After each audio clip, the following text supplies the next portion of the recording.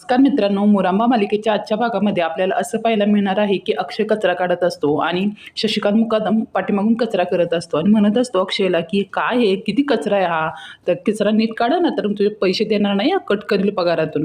अशी यानंतर अक्षय झाडू घेतो आणि पाठीमागून कचरा काढत असतो आणि त्याच्या अंगावरच कचरा उडवत असतो. यावरती शशिकांत मुकादम म्हणतो, ए नीट झाड, माझ्या अंगावर नको उडवू धूळ. तर अक्षय मुद्दामच त्याच्या अंगावरती धूळ उडवत असतो. शशिकांत पुन्हा एकदा त्याला म्हणतो की नीट झाड, तुला कळत नाही का, माझ्या अंगावर नको उडवू. यानंतर शशिकांत मुकादम अक्षयला म्हणत असतो, आणि डोळे कुणाला दाखवत होतास, सांग डोळे कुणाला दाखवतोय. यानंतर अक्षय तिथून उठतो कचरा काढत असताना आणि म्हणतो की माझे डोळे आहेत, मी कोणाला दाखवू, मी बघतोय, पण सत्ता माझी आहे. तुझ्या पगारातले 100 रुपये कट, डोळे खाली करून काम कर, चल काम कर, असं शशिकांत मुकादम म्हणत असतो. लगेच अक्षय म्हणतो की मी माझी नजर खाली करून काम करे, पण तुमचं काय हो, तुम्ही स्वतःकडे कधी बघू शकाल का आरशात, एक ना एक दिवस हे ना हे सगळं उलटणार आहे तुमच्यावर. त्यानंतर शशिकांत मुकादम त्याला आरे रवी करत असतो, म्हणतो चल शहाणपणा शिकू नको, कचरा काढ चल. यानंतर अक्षय कचरा काढत असतो, तेवढ्यात शशिकांत मुकादम ती भरलेली कचऱ्याची जी पाटी असते ती त्याला धक्का देतो, लात मारतो. यानंतर अक्षय म्हणतो, ओ हे काय करताय, मी आत्ता सगळं आवरलं होतं, आत्ता केर काढला होता. यानंतर शशिकांत मुकादम म्हणतो की मग आवर, परत कर सगळं, आवाज चढवून बोलू नको माझ्याशी, परत काढ, पगार घेतोयस, फुकट नाहीच करत, 15 मिनिटात हे सगळं आवर आणि नंतर गाडी काढून ना मला ऑफिसला पोहोचवायचं आहे, चल आवर सगळं, असं म्हणून शशिकांत मुकादम तिथून निघून जातो. आणि हे सर्व प्रकार रमाकांत काका बघत असतात. यानंतर अक्षय कचरा भरत असतो,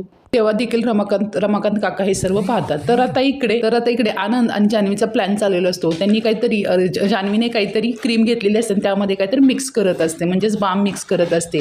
तर तिला अक्षय म्हणत असतो की सायंटिस्ट आवर लवकर, तर आवर लवकर, ती येईल नाही, ते आपल्याला रेवाची वाट लावायची. तर अक्षय वरून वाट पाहत असतो, तेवढ्यात तिथे रेवा येते. रेवा येत असताना अक्षय म्हणतो की आली. तर आता आनंद आणि जान्हवी नाटक करायला चालू करतात. तर आनंद जान्हवीला म्हणत असतो की गेले काही दिवस मी बघतोय तुझी स्किन एवढी सुंदर आणि स्मूथ कशी काय झाली. त्यावरती लगेच जान्हवी म्हणते, बेबी मी आधीपासूनच इतकी सुंदर आहे, परंतु मला काय वाटतं माहितीये का, ही मी क्रीम वापरते ना त्यामुळे मी सुंदर दिसत असते, माझी स्किन ना त्यामुळे छान झाली असते. त्या क्रीम मधलं जे कॉम्बिनेशन आहे ना ते अगदी कमाल, त्यामुळे काय होतं, स्किन अशी एकदम पील होते, रिफ्रेश होऊन जाते. तर आनंद हो का असं म्हणत, तर रेवा तर हे सर्व बोलणं वरून ऐकत असते. यावरती इकडे आनंद म्हणत असतो की हो असू शकतं, कारण तू काय ब्युटिफुल दिसत आहे, इनफॅक्ट तू पहिल्यापेक्षा जास्त सुंदर दिसत असते. आनंद खूप छान नाटक करत असतो यावेळी. आय मीन मला असं म्हणायचं की घरातला कोणीही नोटीस करेल तुझ्यातला बदल, असं म्हणून आनंद म्हणत असतो की असं वाटतं जान्हवी की तुझ्या ना परत प्रेमात पडावं.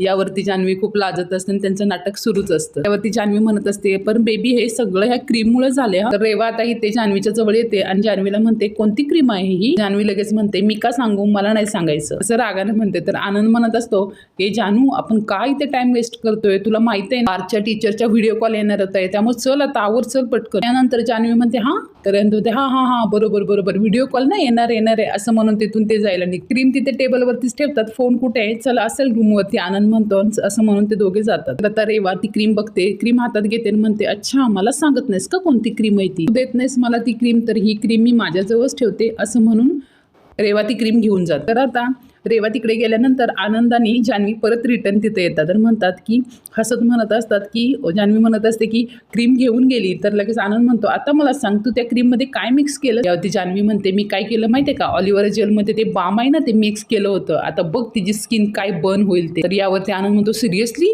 लगेच जान्हवी म्हणते की आता मजा येणार आहे बघ. आनंद म्हणत असतो की ओ गॉड जानू तू खऱ्या अर्थाने क्रुअल आहेस. जान्हवी म्हणते की बेबी नॉट मी. लगेच आनंद म्हणतो, हो नाही ती रेवा. नंतर जान्हवी म्हणते, चल बघूया, असं म्हणून ते तिच्या रूमकडे जातात. तर आता इकडे रेवा ती क्रीम घेऊन आलेली असते, ती क्रीम तिच्या आरशात बघून तिच्या चेहऱ्याला लावत असते, म्हणत असते, काय समजते ही जान्हवी स्वतःला, तिला काय वाटतं की तिच्यापेक्षा सुंदर कोणी असू नये, इतकं स्वार्थी असावं का, पण आता माझ्या हातात आहे ना ते क्रीम, आता तिच्यापेक्षा मी जास्त सुंदर दिसणार, जळते ना माझ्यावरती, आता बघू देत कशी स्किन स्मूथ होणार आहे ना माझी. तर आता इकडे आनंद आणि जान्हवी हे सगळं तिचं बोलणं ऐकून हसत असतात, तिच्या रूमच्या बाहेरच ऐकत असतात सगळे. तर आता इकडे रेवा क्रीम लावत असताना तिला स्मेल येत असतो, त्यामुळे ती म्हणते स्मेल कसला येत. यानंतर रेवाला क्रीम लावल्यामुळे तिच्या चेहऱ्याला झोंबत असतं, त्यामुळे ती म्हणते का झोंबतंय मला, तिला सगळं बर्न होत असतं तिचा चेहरा. तर आता इकडे जान्हवी आनंद खूप मजा घेत असतात, ती खूप हसत असतात. आता इकडे रेवा स्वतःला समजवत असते आणि म्हणत असते की आता इफेक्ट येणार आहे म्हणून कदाचित झोंबत असेल आणि परत क्रीम लावायला घेते. यानंतर रेवाला जास्त झोंबत असतं, त्यामुळे ती म्हणत असते नाही मला कसं तर व्हायला लागलंय.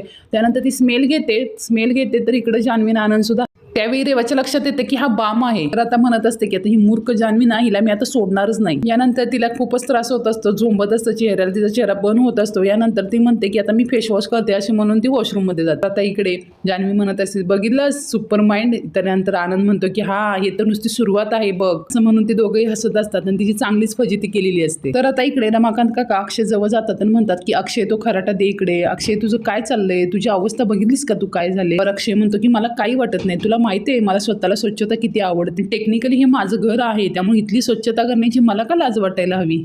आणि तू जे म्हणतोस ना जे तसं असेल म्हणजे कसं की तू म्हणतोस ना की जे पेरतात ते उगव. कदाचित मागच्या जन्मी मी काही तर चुकीचं पेरून ठेवले असेल, म्हणून कदाचित या जन्मी मी ही फळं भोगतोय. ती लगेच रमाकांत काका म्हणतात की तू काय बोलतोयस अक्षय, तू काही चुकीचं केलेलं नाहीस आणि वागलेलाही नाहीस. उलट ना वहिनीने तुझे इतके चांगले संस्कार केलेत ना, म्हणून दादाच्या अशा वागण्याला तू विरोध करत आहेस. चल आता दे इकडे, असे रमाकांत काका म्हणत असतात. तर इकडे अक्षय म्हणतो की आता काका मी स्वीकारले नाही. रमाकांत काका म्हणतात बागेतली सर्व कामं मी करतो का नेहमी, तो आता केलीच एवढी सगळी कामं, त्यामुळे दे आता. यानंतर अक्षय म्हणत असतो की तुम्हाला सुट्टी. यानंतर रमाकांत काका म्हणतात की नाही सुट्टी वगैरे काही नाही, तुला डायबिटीज, तुझी जेवायची वेळ झाली असेल त्यामुळे दे आता माझ्याकडे. तेवढ्यात तिथे शशिकांत येतो. शशिकांत म्हणतो गडी चल गाडी काढ. यावरती लगेच रमाकांत म्हणतात त्याला अजून खायचंय त्यामुळे थोडा वेळ दे त्याला. यावरती शशिकांत म्हणत असतो की चल गाडी काढ. लगेच रमाकांत म्हणतात की अरे त्याला 2 घास खायला तरी वेळ दे, एवढं काय तुला अर्जंट कुठे जायचंय. लगेच शशिकांत म्हणतो की 5 मिनिटं देतो तुला.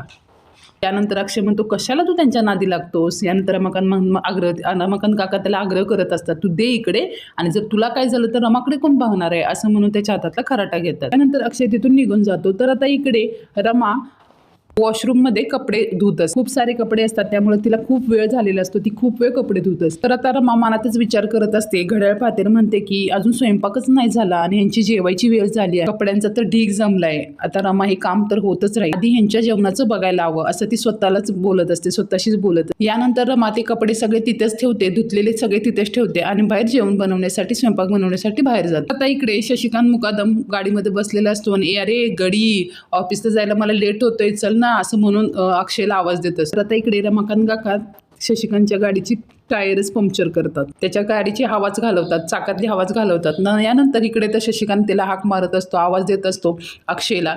तर तेवढ्यात तिथे रमाकांत काका येतात. त्यानंतर रमाकांत काका म्हणतात काय रे हाक मारली. तर यानंतर गडी रे त्याला बोलव रे, लेट होतोय. रमाकांत काका म्हणतात अरे गडी येईल रे, परंतु ऑफिसला जाणार कसं, तुझ्या गाडीचं मागचं टायर तर पंक्चर आहे आणि स्टेपनी नाहीये गाडीमध्ये. तर यावरती शशिकांत म्हणतो काय. लगेच रमाकांत काका म्हणतात की पंक्चरवाल्याला बोलव, देईल तो लगेच काढू. शशिकांत म्हणतात की रम्या तुला काय वाटलं, मला कळत नाही, मला सगळं कळतं, काय गेम खेळता येते आणि लक्षात ठेव एकाला पण घरात ठेवणार नाही. हाकलून दिली सर्वांना. लगेच रमाकांत म्हणतात की अरे तुला असं का वाटतं दादा, सगळेच तुझ्या विरोधात आहेत, घरात असा एकही व्यक्ती नाहीये का ज्याच्यावरती तुझा विश्वास आहे. लगेच शशिकांत म्हणतो की रम्या तुला पंक्चर करू का इकडे. लगेच रमाकांत काका म्हणतात की माझ्या पंक्चरचं नंतर बघू, आधी तुझ्या गाडीचं पंक्चर तरी काढून दे, उशीर होतं ना तुला जायला. या लगेच शशिकांत म्हणतो की शट, असं म्हणून शशिकांत कोणाला तरी कॉल लावतो, म्हणतो की गाडी पंक्चर झाली माझी, कुणाला तर पाठवून दे पटकन. अशा प्रकारे रमाकांत काकांनी ना शशिकांतची चांगली जिरवलेली असते. तर आता अक्षय रमा त्यांच्या रूम मध्ये येतात. तर अक्षय म्हणतो की दरवाजा कसं काय उघडा. लगेच रमा म्हणते जाऊ दे चला, तुम्हाला भूक लागली असेल ना, पटकन मी जेवण बनवतो. अक्षय म्हणत असतो हो लवकर बनव बाबा, मालकांना सोडायला जायचंय कंपनीत. तेवढ्यात त्याला भांड्याचा आवाज येतो. अक्षय रमा एकमेकाकडे पाहतच राहतात आणि म्हणतात कोण असेल एवढा भांड्याचा आवाज येतो. ते अक्षय म्हणतो की रेवा आली असेल बघ आपल्याला त्रास द्यायला, हिच्या तर आता असं म्हणून पुढे जातच असतो. जान्हवी ताट घेऊन येते म्हणते की लगेच रमा म्हणते की हे काय. तर लगेच जान्हवी म्हणते की आई आल्या होत्या आणि त्यांनी तुमच्यासाठी स्वयंपाक करून ठेवलाय. लगेच रमा म्हणते की कुठे येत आई. जान्हवी म्हणते की आई गेल्या आता, ऍक्च्युली ना तुम्ही ते आल्यापासून आई खूप घाबरते, उगाच अक्षयला बोलणी बसायला नको किंवा त्या काय चुकल्या तर अक्षयला ओरडा बसायला नको म्हणून ना त्या घाबरतात. म्हणून त्यांनी ना पटापट स्वयंपाक केला आणि निघून मला म्हणाल्या तू इथे थांब, तुला कोणी बोलणार नाही म्हणून मी थांबले, असं म्हणून ती जेवणाचं ताट त्यांना देत असते. जान्हवी त्यांना आग्रह करत असते, म्हणते घ्या. आणि कसं आहे की आईने इथं येऊन स्वतः स्वयंपाक केलाय की नाही, म्हणजे शशिकांत मुकादमच्या घरी स्वयंपाक झालेला नाही, त्यामुळे तुम्ही जेवा बरं, असं म्हणून रमाकडे ताट देते आणि त्यांना बसायला चटई टाकते. त्यानंतर जान्हवी म्हणते की तुमचाच पहिला दिवस आहे ना, त्यामुळे खूप लोक तुम्हाला खूप त्रास देत आहेत, त्यामुळे ना तुम्ही आता इथं बसून घ्या ना, शांत जेवा, असं म्हणून जान्हवी पाणी घेऊन येते. नंतर जान्हवी म्हणते अरे बघताय काय, सुरू करा सुरू करा. नंतर अक्षय म्हणत असतो की बाप रे जान्हवी वहिनी, तू सगळे आमच्यासाठी इतकं आपुलकीने करतेस ना, नवल वाट. मला माहिती आहे मी पूर्वी खूप चुकीचं वागले, परंतु ठीक आहे ना, आपण आता मी दुरुस्त झाले ना, तर जान्हवी म्हणत असते तर याच्यावरती अक्षय आणि रमा एकाच ताटामध्ये जेवण करत असतात. आता रमा अक्षयला भरवत असते, अक्षय रमाला भरवत असतो. ही दोघं एकमेक जेवत असतात आणि जान्हवी त्या दोघांकडे पाहून हसत असते. अक्षय तो एक घास खाल्यानंतर म्हणतो की आईच्या हातचं असं म्हणत असतो. तेवढं जान्हवी म्हणते की टेस्टी झाले. यानंतर रमाला म्हणते की मला पण भरव ना. यानंतर रमा जान्हवीला भरवते. यानंतर जान्हवी म्हणते की अरे वा काय मस्त बनवतात ना आई स्वयंपाक ना, सुनेसाठी सासू स्वयंपाक करते वगैरे असं म्हणून हसत असतात. आता रमा अक्षयला म्हणत असते तुम्ही आधी पोटभर खाऊन घ्या, आधीच तुम्हाला खूप उशीर झालाय जेवायला. यानंतर अक्षय म्हणतो हो असं म्हणून ते दोघंही जेवत असतात. तोपर्यंत इकडे रेवा बाथरूम मध्ये जिथे रमाने कपडे धुवून ठेवलेले असतात तिथे जाते, मातीचा एक बाउल घेऊन येते आणि तिच्या मुठीने धुतलेल्या कपड्यावरती माती पसरवते आणि स्वतःशीच म्हणत असते रमा तू धुतलेले कपडे मी घाण केले, आता तुला परत धुवावे लागते, नोकर आहेस ना तू या घरातली, मग कर काम. असं म्हणून ना ती तिच्या पायाने त्या कपड्यांना माती लावते आणि सगळीकडे पसरवते. हा सगळा प्रकार करून तिकडून वॉशरूम मधून ती निघून जाते. आता इकडे शशिकांतच्या गाडीचं पंक्चर काढलेलं असतं. यानंतर तो त्या पंक्चरवाल्याला पैसे देतो आणि स्वतःशीच म्हणत असतो हा 1 मिनिट जरी लेट झाला ना त्याचे 100 रुपये कटच कर. तेवढ्यात अक्षय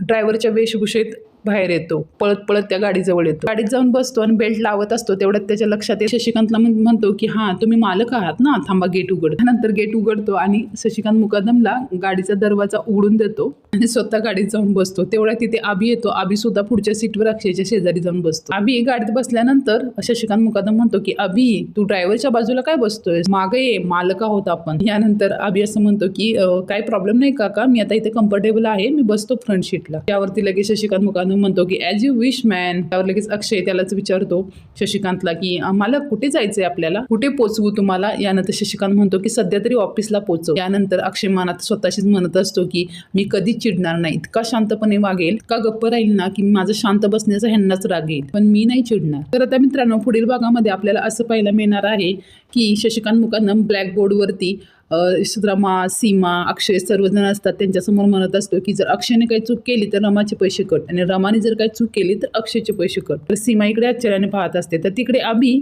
अक्षयला म्हणत असतो तुला हवं ते सगळं मिळेल, फक्त तू रमाला सोड. यावरती अक्षय म्हणतो की तू आरती वहिनीला सोड ना मग. तर आता इकडे रमा तिच्या रूम मध्ये आलेली असते आणि बघते तर रेवाने तिच्यासोबत अक्षयचा फोटो लावलेला असतो आणि तिचे कपडे साड्या काहीच नसतात. यावरती रमा म्हणत असते की तर माझे कपडे साड्या काहीच नाहीये, तिथे सर्व रेवाचेच कपडे आहेत. तेवढ्यात रेवा तिथे येते आणि तिच्या हाताला धरून तिला बाहेर काढते आणि म्हणते की ही तुझी खोली नाही, ही माझी खोली आहे, त्यामुळे इथे नाही थांबायचं. अशाच अपडेटसाठी आपल्या चॅनल लाईक, शेअर, सबस्क्राईब